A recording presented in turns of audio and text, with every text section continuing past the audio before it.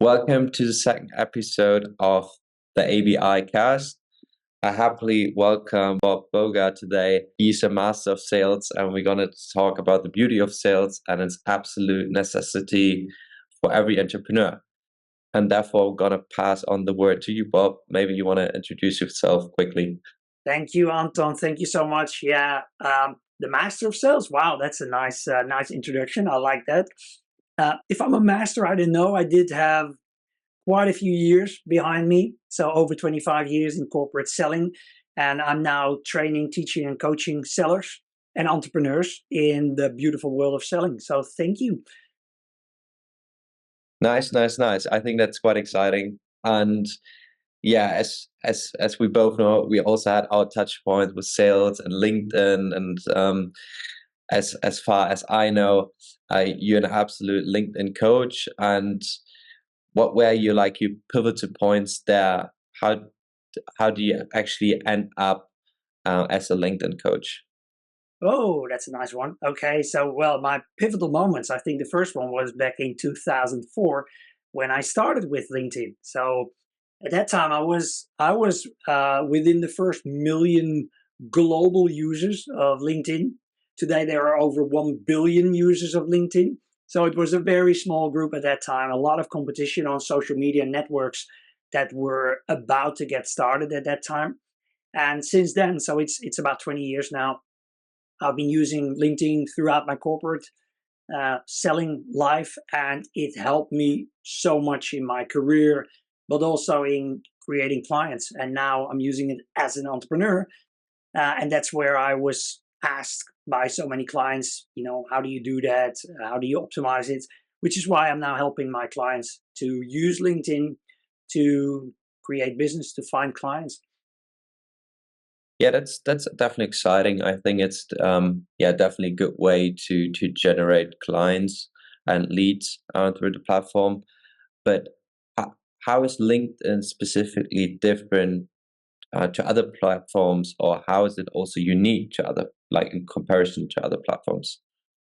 Yeah, I think well, what most of us know, of course, is LinkedIn is that it's branded as a professional network, even though other networks, whatever the social media platform is, whether it's TikTok or Instagram or whatever the channel is, people sell through those channels. But the expectation in LinkedIn is that it is a professional conversation. Now, the interesting thing is that also LinkedIn is changing, of course, all the time. So where it used to be a career network to find a job and to find, candidates, now it's more a business network than a career. It's both, of course, but many companies have found LinkedIn the platform to start engaging, start having contacts and conversations with potential clients. So that's where LinkedIn, I think, separates itself from the other social media networks.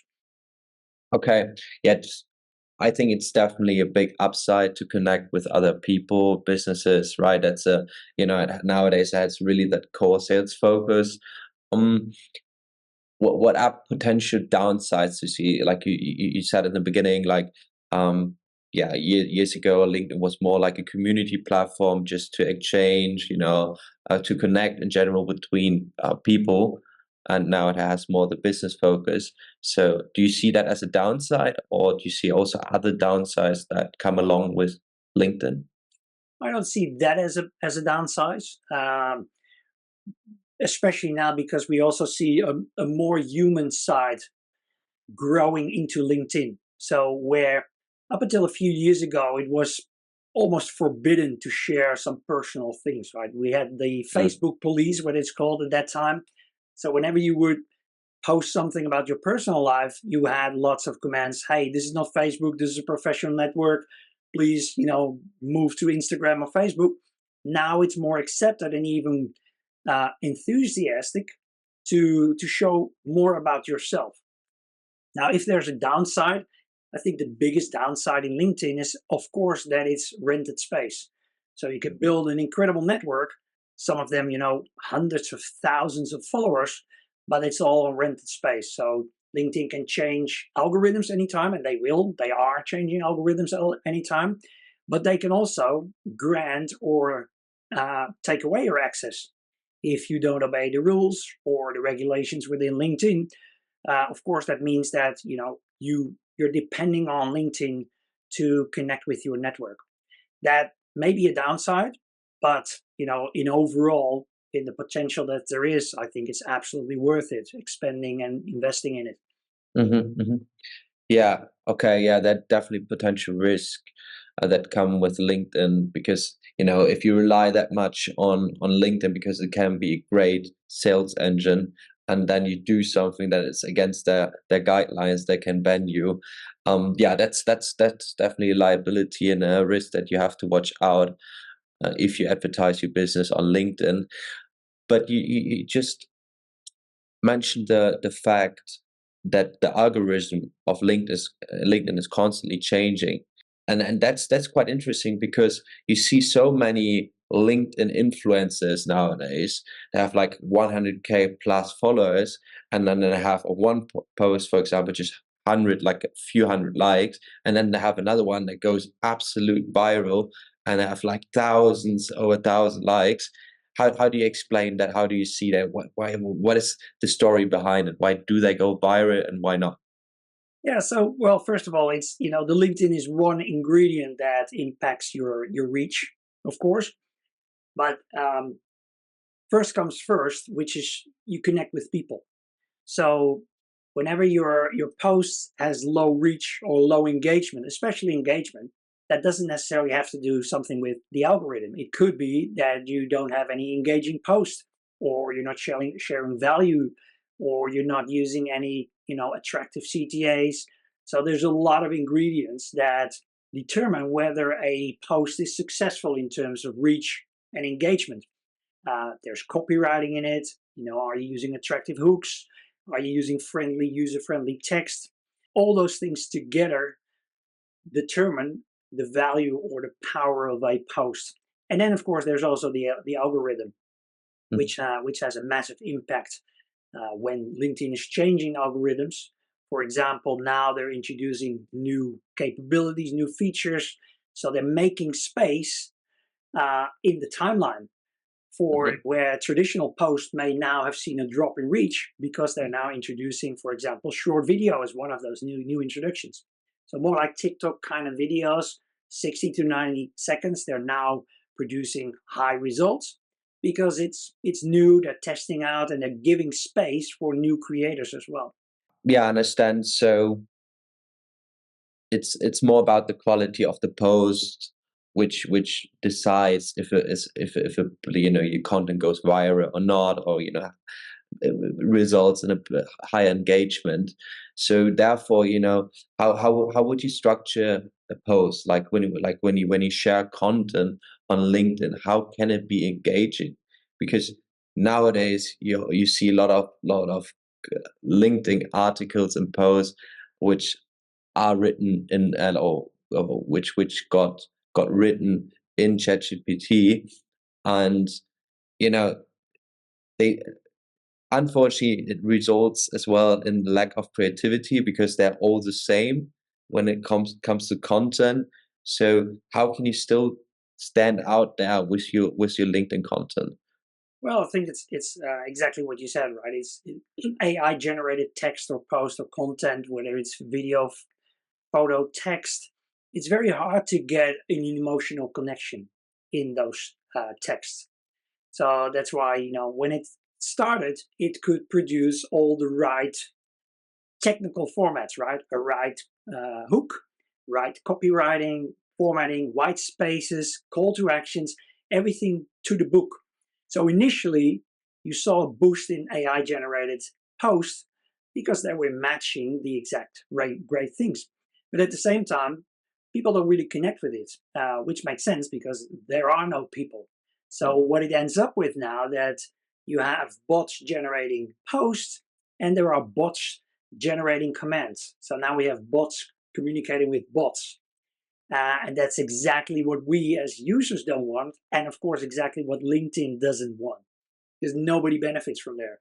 So that's exactly where we need to go back to the basics of we as human want to connect with human. We want to have human conversations. And to do that is also by the human creativity, by adding emotions, by adding humor. So not just sharing text, definitely not selling, because if you ask me, even though I'm the LinkedIn selling guy, LinkedIn is not actually the platform where you sell. You connect with people, you communicate, you have conversations with people, and as a result, you sell.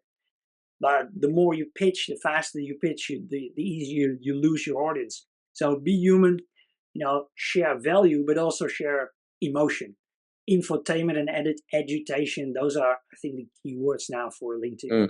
Yeah, probably also LinkedIn's detecting this AI generated content, and probably that has also a bad influx on the algorithm for you. So this is an assumption, obviously. What do you think about that? Yeah, well, to me, it would be an assumption as well, even though I dive deep into the technical stuff and I follow the leaders when it comes to the algorithm. Biggest example for me would be Richard van der Blom or Richard Hmm. van der Blom. I call him Professor LinkedIn with his annual algorithm report. That's, of course, where you dive deep into how the algorithm works, how it changes, and all the best practices in it. But still, it changes. And nobody, unless you are one of the engineers, know exactly what's inside the kitchen of LinkedIn.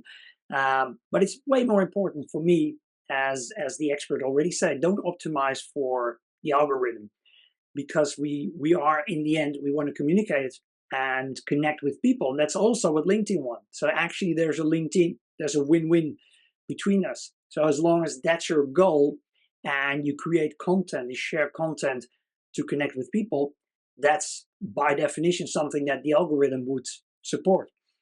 Hmm. Hmm. Yeah. Do you see, like in your community, that people are nowadays biased when they read LinkedIn content? So they say, for example, all right, or they assume instantly that it has been written with ChatGPT. So, like, therefore, I'm not interested. Or are they still, differentiating there and say, all right, okay, this content might be written, from a human being and not with AI? Absolutely, absolutely. I see it a lot around me, both within my clients that are having this chat awareness or AI awareness, myself included. Um, if I see posts or direct messages where my assumption is, okay, this is AI generated, I'm out, and that's for most of people. It can be Yeah. great content, it can be great knowledge, but if it's AI generated, we've seen it, of course, in the experiment like LinkedIn did with the AI generated articles with the top voice program. A lot of experience, a lot of people benefiting from it, yourself included, right? Becoming a top voice, twice, double top voice. But yeah, yeah, yeah. Free by now, free by now. It's just phenomenal, right? But we also see an inflation coming up where, hey, what's the human side in here? So the more, of course, you get AI generated text, which is not necessarily really differentiating or something new or something that connects with emotion, the less effect I think it's going to have. Yeah, I think so too. Because when OpenAI popped up and it was so exciting, right? And then you tried to use it instantly, and of course, I think everyone used it at the beginning to write their LinkedIn content. But shortly, you figured out, all right, that shouldn't be the way to use it, because it lacks very much creativity and this human input, which doesn't really attract people or readers. So yeah, get back to the roots and just write your content yourself with your personal and creative touch, I would say. Yeah, Um, and one thing on that, I'm not against AI, right? I'm yeah. against fully automated AI generated content. Um, I want a human story. I want human content. Using AI to optimize your text or your content, great. Spelling errors or optimizing formats, making it shorter, rewriting to frameworks like PAS, right? The problem, agitation, and the solution. Those are Mhm. format that most of us people, if you're not a copywriter, you don't have those skills. And that's where, of course, AI can be a great tool to just improve or optimize your content. But the starting point should be us as human. That's what I Yeah, yeah, I agree here. You mentioned the fact that LinkedIn is not the the platform where you make the actual sale. It's more a platform to generate awareness, maybe by like long-term awareness by the content that you create on the platform. But how do you would structure, or how do you see a sales funnel starting on LinkedIn? Yeah. So yeah, great question. And first of all, this is not completely new in sales, right? So in sales, it was, I think about 35 years ago where the seller's world made the transition from pitching features and translating features to benefits to an understanding which started with, a large study by a guy called Neil Rackham, who introduced a program called spin selling, which was actually about the order of the questions. And that's where principles like outside in selling started. So first connect with the person, try to understand their business, their goals, their challenges, and from there, leading to a solution. Now, suddenly when LinkedIn came, people thought we can bypass all of that. We don't have to first connect and understand people and figure out what their challenges are. We can now suddenly start pitching because the network is all there, right? We have a billion users, so we can just spray and pray. But it doesn't work, right? That just doesn't work. You can, shoot out 5,000 DMs just like you can do with email marketing and be very happy if you have 10 customers. But it still means that 99.5% of your audience you have either insulted or pushed away. So the fact of, how many connection requests do you get and direct message do you request or posts that you see that are pitching straight away, I'm out, but I know 95% plus of decision makers are out as well. You Mhm. don't first connect with the person and start selling straight away, it just doesn't work. So that's where I say LinkedIn is not a selling platform in the way of you need to start with selling, but the sale is the result. So first you connect with people, you start having a dialogue with people, people start to get familiar with you, and the sale is the result. How do you overcome the spam? Because there's so much spam out there, as you mentioned correctly.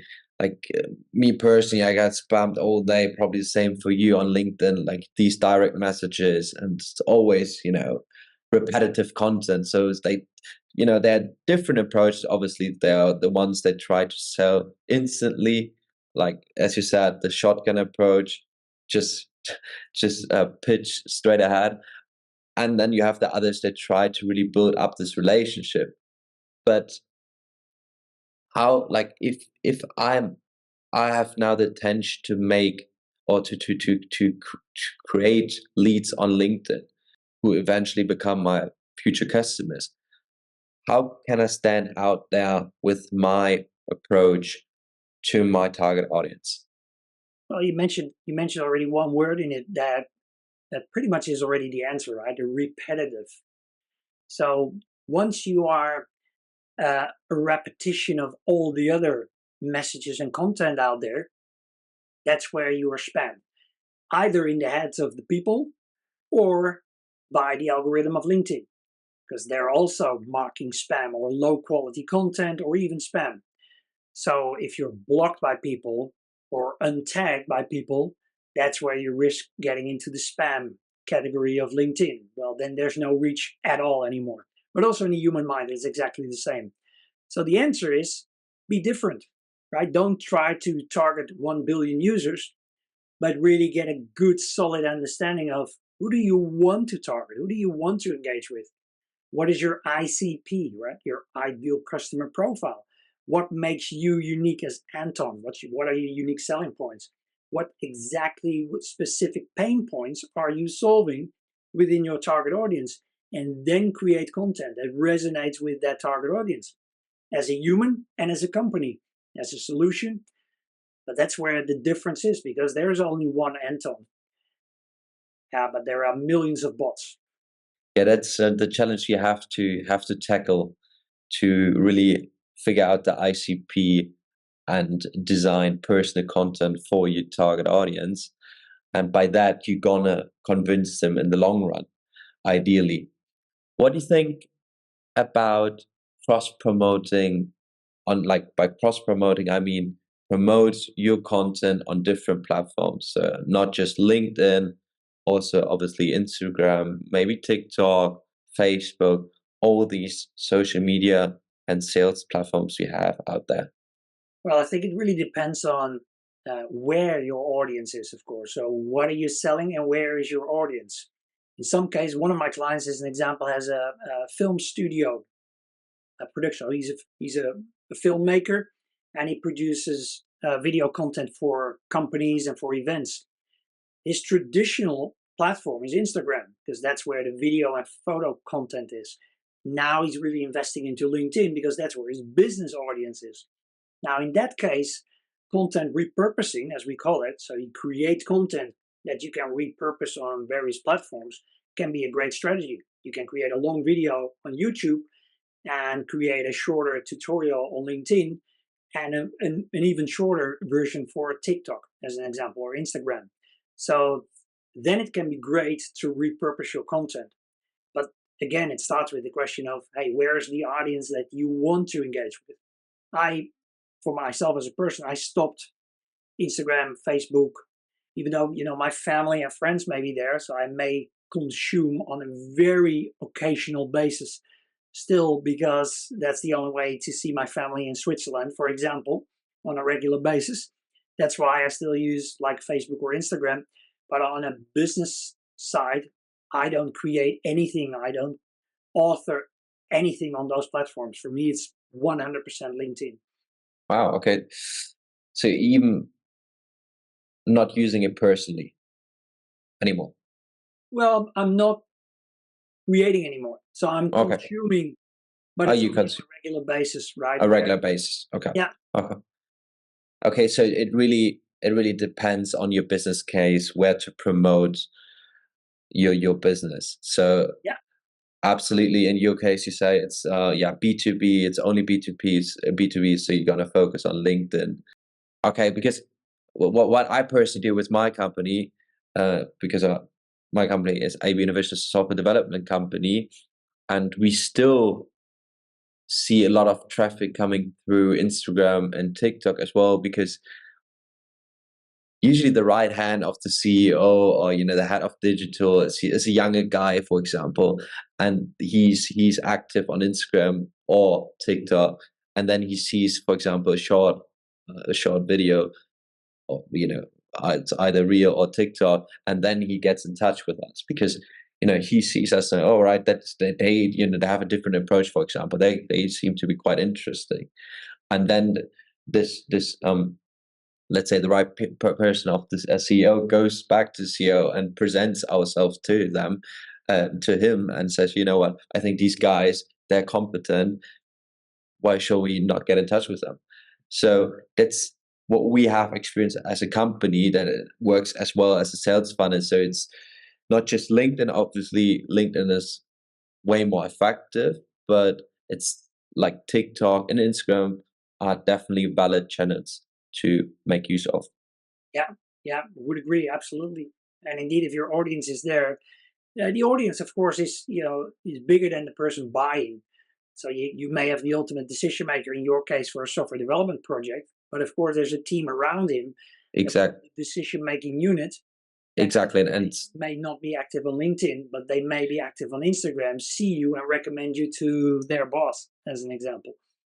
yeah, yeah, yeah. I totally agree here, because yeah, it's not directly the decision maker, but the decision maker unit who is active on these platforms. Hmm. What do you think, if you go back to LinkedIn, what do you think about LinkedIn ads? Is it worth it to use it as a supportive strategy or mean? Yeah, it's going to be boring, but again, the answer here is going to be it depends. It's the Mm, most horrible answer in this case. So, is it effective? Absolutely. I know a lot of companies that are very effective with LinkedIn marketing, LinkedIn advertising. Um, it is quite difficult to get a hold of how to configure it, how to use the right targeting, because it can be very expensive.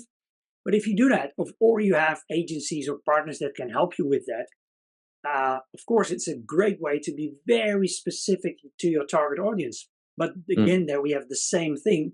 You need to have good clarity about who your ideal customer profile is. What roles are they? Where are they? So you can narrow it down really specific. And then, of course, advertising, whether it's on the LinkedIn feed or in direct messages, can be very, very effective. Yeah, yeah, yeah, about LinkedIn ads, like we did it as well with our company. And I have to say, organic marketing was way more efficient than LinkedIn ads. On the one hand, they also cost a lot of money. You have a high ad spend, and yeah, our outcome was basically that, yeah, content marketing is more effective, more convincing, and fits our business intention way better than just running a few ads and trying to convert through that way. So that was just my personal experience. Yeah, so I will personally stick to content marketing and organic marketing rather than going with paid advertisement. I think still it's good to support it as well. If you have the budget to run LinkedIn ads, it can boost your marketing strategy, but it shouldn't be the only channel or the only strategy to focus on when you want to promote your business on LinkedIn. Well, the way I see, and that's in general when it's about Yeah, advertising, whether you use LinkedIn advertising or SEO or Google Ads, it can only be effective if you have your funnel built. So you yeah. can buy traffic, of course, but if there's no proper CTA, if there's no funnel you can attract your audience, your visitors into, then you're wasting a lot of money. Mm, So I would recommend first build your funnel. What's the outcome? What's the offer you have? What giveaway do you have? I think you and I we talked about the value ladder at the yeah. global school. So define your value ladder. What are you giving away? Is it an ebook or a plan or 10 steps, whatever it is, to let people get familiar with you? What then is the initial offer where they can upsell or buy something from you? So you can guide them into your funnel. If you don't have that, yeah, why spend money on advertising? And you get a lot of traffic, a lot of Mm. visitors, but of course there's no conversion because the funnel is not there. Yeah, then you definitely miss the follow-up stage. So obviously you need to create value, otherwise you won't attract any customers. I totally agree here, and that should be always the focus. Really solidify the problem and find out a solution that creates value to convince your customer. Yeah. I agree. I agree. Now, I would like to talk more. Like we did talk a lot about sales and LinkedIn, but as you said in the beginning, LinkedIn and sales are still, I would say, different topics. To view. How do you see specifically sales as relevant in entrepreneurship? Do I need to be or do I need to become a salesman to also become an entrepreneur or to be successful as an entrepreneur? Yeah, it's a great question, and a question that a lot of entrepreneurs struggle with, like the limiting belief of, hey, I'm a great designer, a great developer, a great product builder, but I'm not a salesperson. Um, of course, those are the people that I talk to because I'm coaching them to become that salesperson. Do you need to be a salesperson as an entrepreneur? Of course, there are brands out there that don't need selling, but they're in the 1 Pro mile, right? When Apple introduced iPhone, that was an easy sell at that time. But for the vast majority, as an entrepreneur, you still need to sell. You may need to convince shareholders or, investor capitalists or potential clients or partners. So selling is not just about, pushing your product out.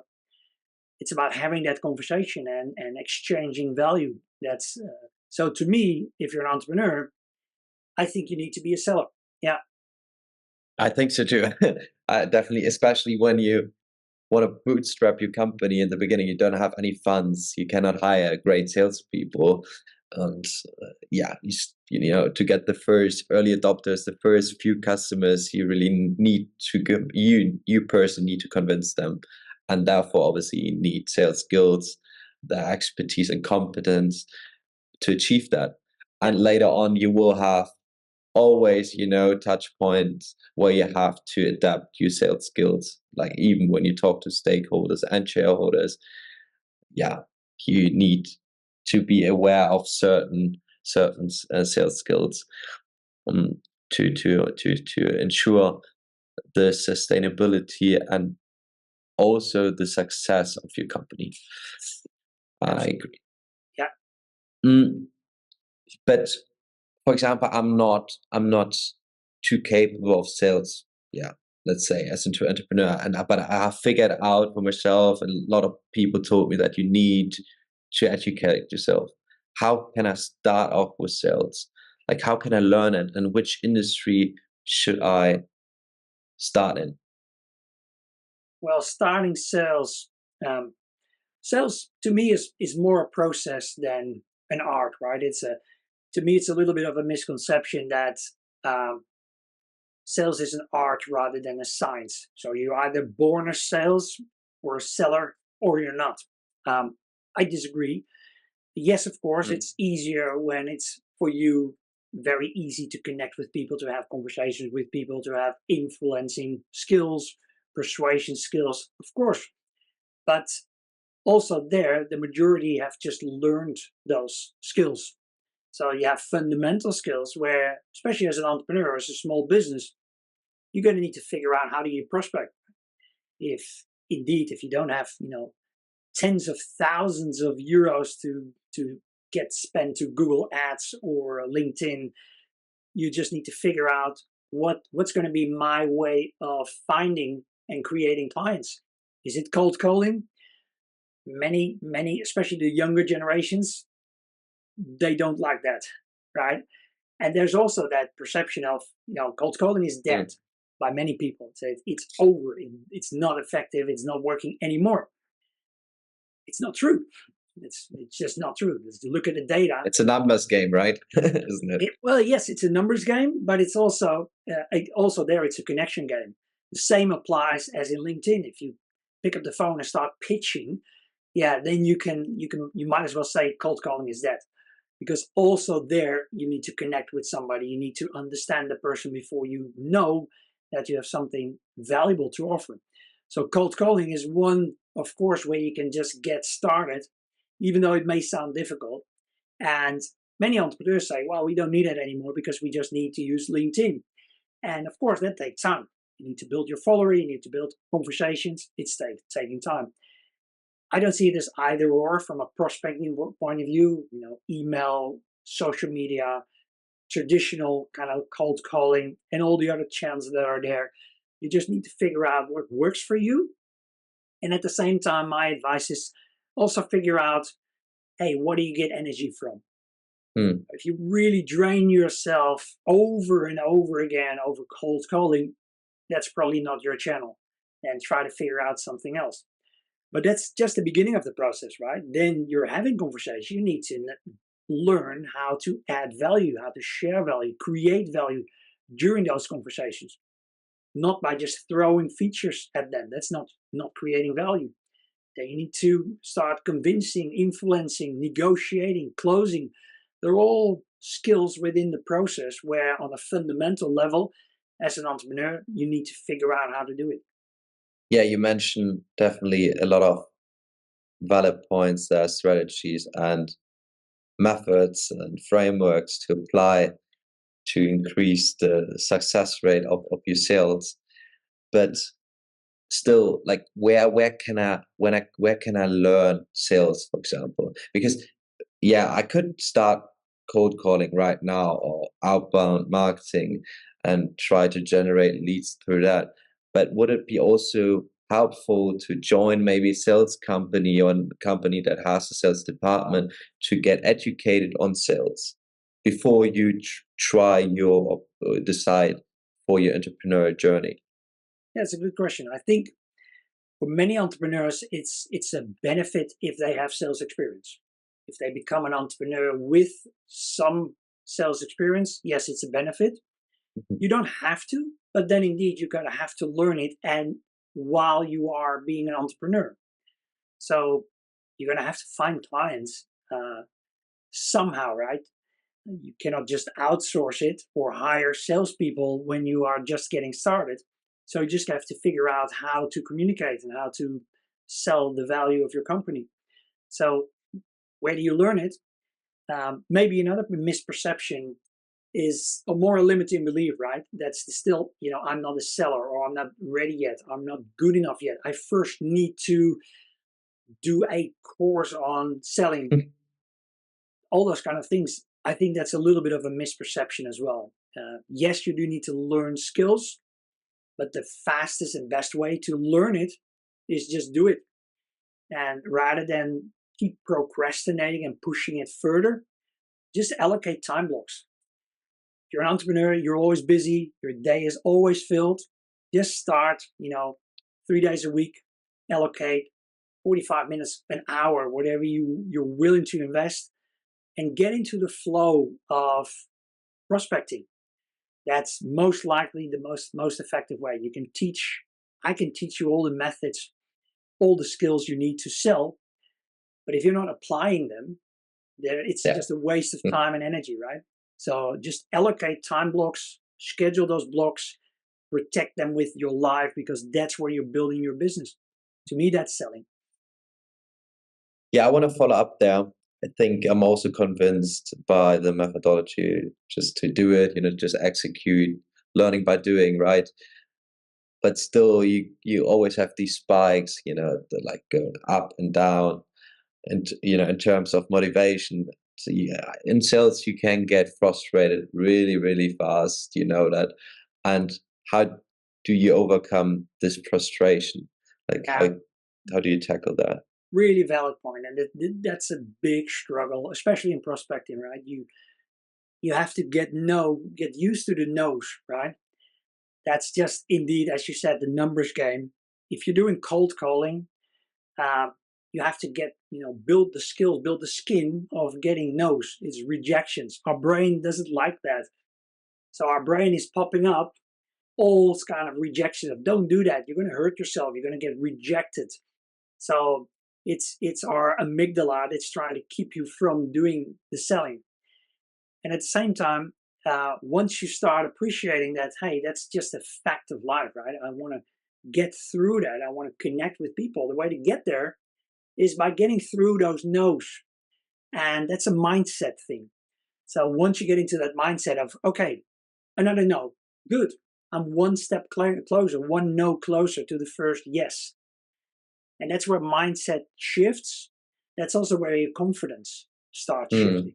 Because if you mm. get those no's, you take them personal. You see, you build proof of how bad you are. I'm not a seller. I get 3 no's. You see, all my calls have now resulted in a no. I cannot sell. I quit. I'm out. Where if you change your mindset, hey, this is part of the game. I'm just going through it. I'm learning. I'm not getting rejected. I'm just learning. And then confidence has a different definition to me. It's not confidence to me is not like, hey, I can do this. I know exactly how to do prospecting. I can do cold calling. That's not confidence. Confidence is a different definition. It's believing in your ability to figure things out. That's confidence. Think about that. Mm, You don't mm. have to know it or be able to be skilled in it, but just believe in your ability to figure it out. See how that changes? Yeah, that's a great approach of viewing it, I think, because that's relevant for everything in life. You just have to believe in it, and by that you also get confident. And when you create that confidence, you will be good in it long term. I think by that you're gonna be successful. And that's a misperception. I agree, because many people, they first focus on, okay, you know, that's a framework I have to apply. And if that doesn't work, I gonna drop everything and then I failed. But first you have to believe in yourself and realize that the hard fact of life, that it's gonna be a massive challenge. And you will learn it by doing it, and you will have setbacks and you have to face them, and you will grow by facing these challenges. And then in the long run you're gonna achieve your goals. I think that's, yeah, that's a absolute valid point you mentioned there. And many people miss it. They miss it. They start the other way around, if you get what I mean. And yeah, yeah, interesting fact. And personally, for me, I have quite a similar opinion about this. And you're always day by day, you're dealing with setbacks, and you have to constantly motivate you and just believe in the process. You mentioned the fact, the big no, like this, just like you receive so many no's uh, during it, from people, potential clients. How do you deal with these objections? I think that the buzzword here is objection handling. Yeah. So what is your idea about this? Well, so for one side, it's a numbers game, right? You just have to accept that you will get no's. And at the other side, of course, it's upskilling. So if you get Mm, only no's, then maybe you have to change your opening. So there's a lot of things. If you get a lot of objections, you may not be opening your conversation really well. So yes, objection handling is something you need to mm, learn. But the best way of handling objections is by preventing them, the way I yeah. see it. So if you learn how to open a call, and there's a lot of things we covered it in our program, a lot of things which you can do when you open up.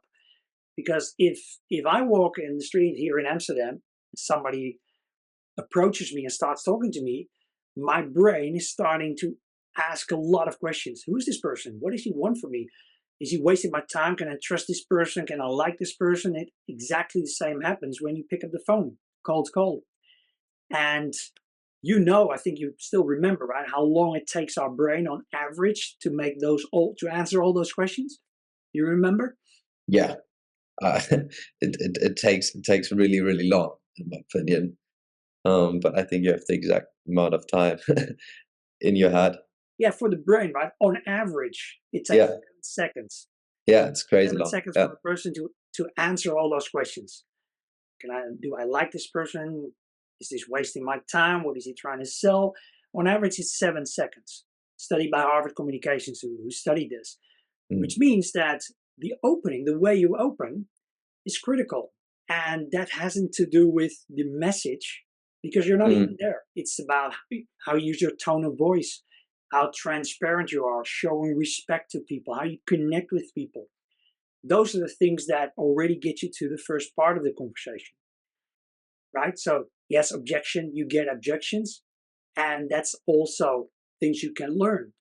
Very simple things you can learn rather than just going in defense straight away. Yes, but to just first, listen and understand. There's a framework that we teach in sales called TRX. You may mhm, remember it. So yes. you get an objection. Mm, No, I don't believe in AI. You're way too expensive. You don't have my local resources. Okay, first test your understanding. So let me get this right. So your problem is you test and summarize the objection, then you put in the response, and then you explore next steps. TRX. It's not rocket science, but it's a more human way of working with objections rather than just pushing back into the yeah, but. do you have any tips, any ideas there how to properly negotiate with your client? Yeah, with negotiation, it's pretty much the same as with sales in general, right? There's also this big misconception that you're born a negotiator or not. Um, but negotiation actually is a process, and that's a good thing because that means that's something you can learn, you can optimize. There are a set of steps. If you think about, what is negotiation, it is actually a process where people from two distinct positions get to an area where agreement may be possible. If you think of that as a definition of negotiation, then okay, I get the starting point. So we have two distinct positions as a buyer and a seller in this case. There's a process, so there are a number of steps we can take together to explore an area where agreement may be possible. So that also implies that from a mindset point of view, you kind of need to release the expectation that you will close the deal. That's actually not inside your circle of control. That's the result of the process. Once you do the process right, you ask the right questions, you make sure you understand the people right, you get up with the right recommendations and responses, then you increase the likeliness of getting to an agreement. And whether the person says yes or no, so signs the signature or no, that's not inside your control. So focus on what you can control, the process, and increase your outcome of negotiation. Mm, I think so too. So first, you have to lie the foundation, the fundament, right? And if that's set, I think by that you already increase the probability that you will close that client. But in the end of the day, you have to do the utmost to create value, and then it's still still the client has to make the decision, right? And Yeah, some points you cannot obviously influence. You can just navigate them and try to offer the best added value solution for the client, right? it does. Yeah. So do you have any personal tips for me? So when we go back quickly to LinkedIn, what I'm doing right there, what I'm also doing wrong. Well, right or wrong, two very digital positions, of course. And of course, there's a set of best practices when it comes to LinkedIn, as an example, right? Yeah. The most obvious one is to build your own consistency. So the reason I started helping people with LinkedIn is because I'm not part of those people with tens of fifties of 100 plus thousand followers. I'm just an entrepreneur with less than 5,000 followers, and so is the majority of my clients. At the same time, I also don't have 1, 2, or 3 hours every day to create content and to post and comment and those kind of things. So I was really figuring out what are the best practices that we can apply, but also in a way that we're still busy people. We If we cannot allocate so much time, we don't have this big audience yet. How can we still be successful? And that's where, first of all, consistency is step one. So just figure out how consistent can you be. Once a week, it's not much, but it's still consistent. It's better than every day for a week and then be away for a month. So you'd rather have build your own rhythm of 2 times a week, maybe 3 times a week to post something. And then you get, optimizing the quality of your post by indeed human first, the way I see it. So get some humor in there, get some storytelling in there, share some experiences, maybe also some failures. Give advice, give value. That's I think what it's all about. So give value Mm, rather than just pitch and sell. I think so. Yeah, I think so too here. Yeah, first, so that's definitely also a big takeaway. Always focus on the value that you create, and then long term you will be successful, and you will convert your leads into clients, or and make you sales. Definitely, and it will also make you closing and negotiating way easier and efficient. Yeah, thank you, Bob, for that Thank you. exciteful conversation. I learned a lot again today, and hopefully it was also interesting to you. And yeah, if you want to tell something the audience, and then please shoot it out now. Yeah, well, first of all, Anton, thank you very much. It's been my pleasure having this conversation with you. I know the talent that you have as an entrepreneur. It was a delight to work with you while you were doing your Global School of Entrepreneurship education. Of course, also work with you in the LinkedIn selling course. So that's been phenomenal. I may have a surprise for the people looking at this. We talked a lot about LinkedIn selling. And as I mentioned before, this is where I created my online course, my LinkedIn selling course. So people that are listening, looking at this now, probably going to see it downstairs in the comments. I've created a special voucher for this podcast, which is Anton. It's going to be the voucher. People that are interested in learning more about LinkedIn selling that can purchase the course with 50% discount when they use the voucher Anton. So that's our gift of Anton and me to you as a viewer of this podcast. Thank you very much. Yeah, really nice. Yeah, to just some final words. Thank you for the audience again for listening and viewing in. And I can highly recommend the masterclass of Bob. I did it myself. I learned a lot from my personal sales mentor, and I'm happy to have him. And yeah, I'm also glad that I had the pleasure to meet him on my journey. And yes, so looking forward. See you. Thanks a lot, Anton, and good luck selling on LinkedIn and outside of LinkedIn. Thank you, Bob. Bye bye.